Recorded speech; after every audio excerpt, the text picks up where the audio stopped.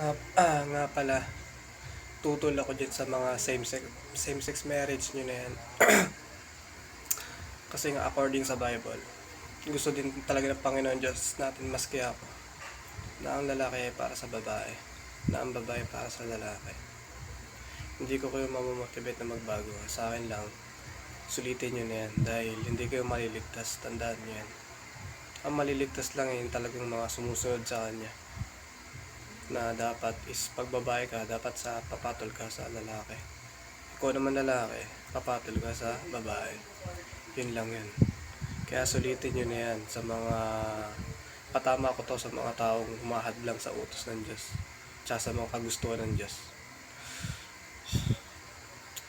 Ay nako, huwag nyo rin ang pangangatwiran na walang perfect. Nagpapaka-perfect nga ako sa pagiging rebelde nyo na same-sex marriage na yun. Dapat yan, tigil-tigilan nyo na, ayusin nyo. Hindi maganda yung lalaki sa lalaki, babae sa babae. Kadiri. Katulad nga, sabi yata ni Manny Pacquiao nun, mabuti pa yung aso, alam nila kung sino titirahin nila eh. Totoo naman yun eh.